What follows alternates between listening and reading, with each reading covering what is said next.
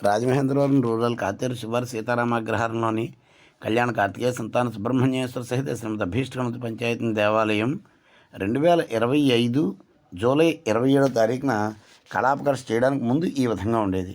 ఆ తర్వాత కళాపకర్ష చేసి సుబ్రహ్మణ్యేశ్వర స్వామి వారి దేవాలయానికి స్లాబ్ వేసి, అలాగే రెండు దేవాలయాలకి కూడా అంటే గణపతి సుబ్రహ్మణ్యేశ్వర స్వామి వారి రెండింటికి కూడా శిఖరాల నిర్మాణం అన్నీ చేసి ఈనాడు కళావలోకనం చేసిన తర్వాత ఈనాడు నేత్రోన్మేళనం చేయడం జరిగింది. రాజమహేంద్రవరం రూరల్ కాతేరు శివారు సీతారామాగ్రహారంలోని కళ్యాణ కార్తికేయ సంతాన సుబ్రహ్మణ్యేశ్వర పంచాశ పావన సమేత శ్రీమద్ అభీష్టగణపతి పంచాయతన దేవాలయంలో 26/7/2025 అనగా శ్రావణ శుద్ధ విధి నాడు కళాపకర్ష చేయబడి మొత్తం ఆ దేవాలయ యొక్క ఆధునికీకరణ ప్రక్రియ అంతా పూర్తయిన తర్వాత ఈనాడు అనగా 22/2/2026 నాడు అంటే 7 నెలల క్రితం కళాపకర్ష చేయబడిన ఈ దేవాలయం ఆధునికీకరణ పనులన్నీ ముగించుకుని కళావలోకనం చేసిన తర్వాత 25 నవంబరు 2025 నాడు కళావలోకనం చేయడం జరిగిందనమాట.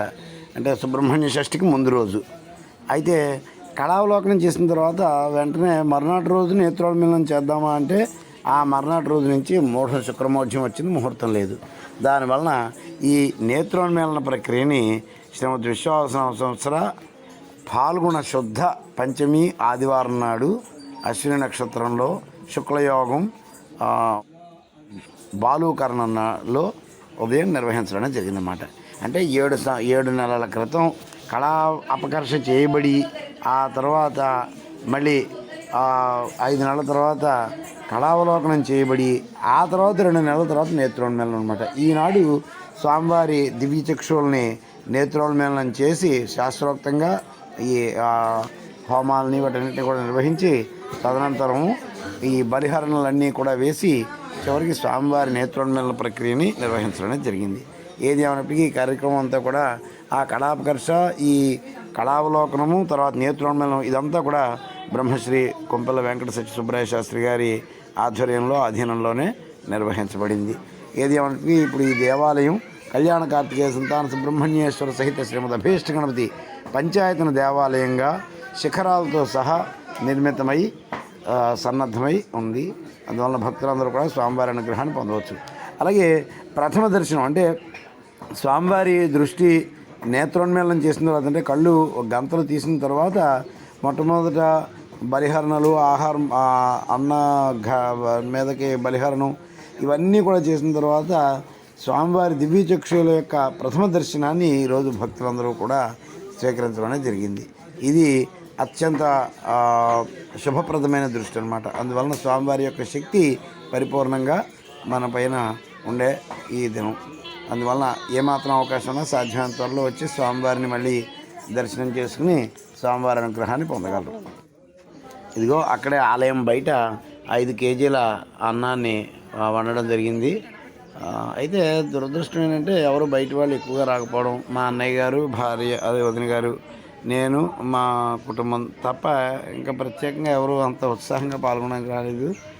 అయితే వచ్చారు. దేవాలయం యొక్క అర్చన బాధ్యత నిర్వహిస్తున్న కొండపల్లి శ్రీరామ్ శర్మ గారి భార్య, పిల్లలు, అంటే ఆయన అందుబాటులో లేరు ప్రస్తుతం, ఒక వేరే ఊరు వెళ్ళవలసి వచ్చింది. అందువలన ఆవిడ వచ్చారు బాధ్యతగాను.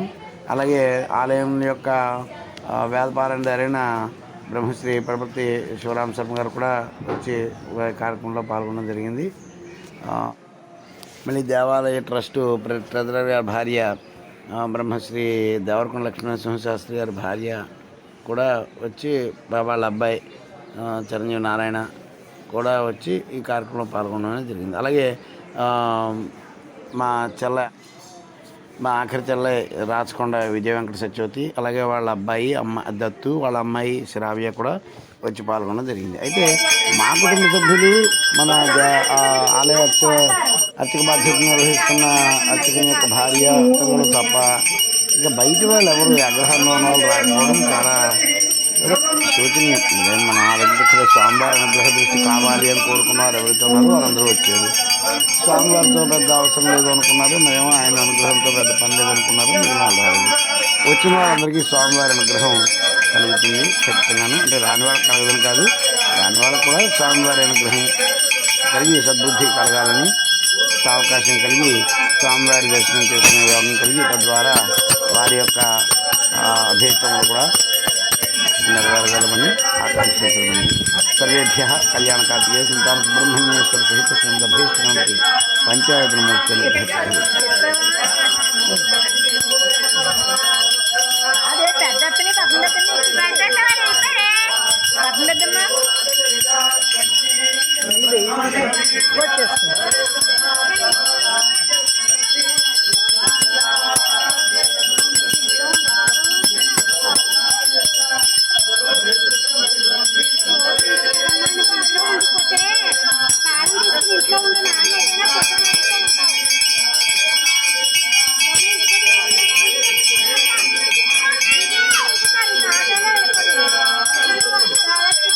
హర నమ పార్వతీపతే హర హర మహాదేవ హర శ్రీమద్ రమారమణ గోవింద గోవింద. కళావకలోకనం తర్వాత నేత్రోన్మేళనం చేసిన తర్వాత స్వామివారి దర్శనం. ఇది స్వామివారిగా ఈ విధంగా ఉన్నారు.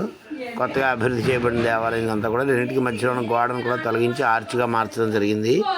గతంలో అక్కడ ఆర్చి ఉండేది, గోడ ఉండేది, గోడను తీసి ఆర్చి కట్టడం జరిగింది. ఇదిగో ఇదే బలిహరణం అనమాట. బలికి 5 కేజీల బియ్యాన్ని అన్నంగా వార్చి దాన్ని ఇక్కడ బలి వేయడం జరిగింది. గుమ్మడికాయ అన్నీ తీసుకొచ్చి ఇదిగో అష్టదిక్కుల్లోనూ కూడా ఈ దేవతలకి ఇంద్రాది అష్టదిక్పాలకులకి అలాగే చండీశ్వరాది ఉపదేవతలకి అందరికీ కూడా బలియాహారం జరిగింది. ఇక్కడ హోమం చేస్తే ఇదిగో బలి ఈ విధంగా బలులను సమర్పించి చివరికి ఇదిగో దేవాలయం చుట్టూ ప్రదక్షిణగా చూపిస్తున్నాను. ఈ బలులన్నీ కూడా దిక్పాలకుల ప్రాంతంలోనూ కూడా ఈ బలులన్నీ ఏర్పాటు చేయడం జరిగింది. అన్న బలి 5 కేజీల అన్నాన్ని బలి వేసి చేయడం జరిగింది.